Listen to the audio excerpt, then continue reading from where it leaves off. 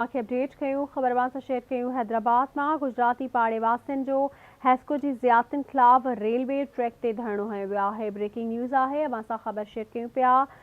मुज़ाहिरीन ॿई railway track बंद करे छॾिया आहिनि। ट्रेन जी अचवञ मुअत्तल कई वई आहे। 25 ॾींहंनि खां बिजली बंद है। पीअण जे पाणी जो बहरान थी वियो आहे। ख़बर अवां सां शेयर कयूं पिया। ब्रेकिंग न्यूज़ है, हैदराबाद में गुजराती पाड़े वासियुनि जो हैस्को जी ज़ियादतियुनि ख़िलाफ़ रेलवे ट्रैक ते धरणो हयो वियो आहे।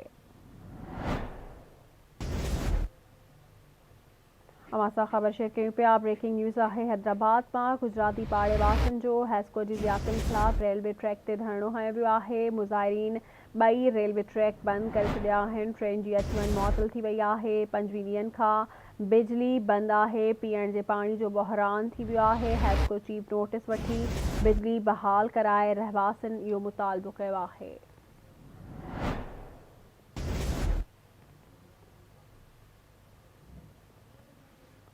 तफ़सील मालूम कंदासीं साकिब ख़बर खां। जी साकिब, अपडेट कजो।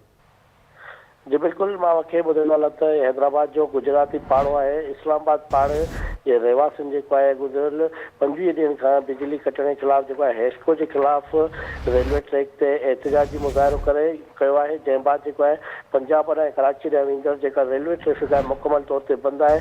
गुज़िरियल 4 कलाकनि खां एहतिजाजी धरणो जेको आहे जारी आहे।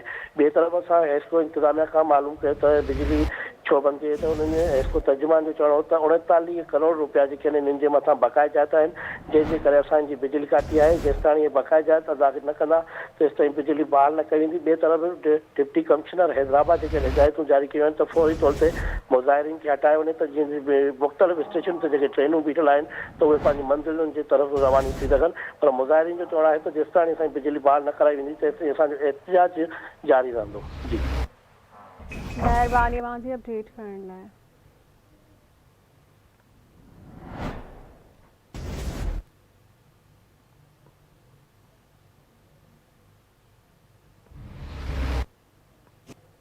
अवां सां ख़बर शेयर कयूं। ब्रेकिंग न्यूज़ है, अहम ख़बर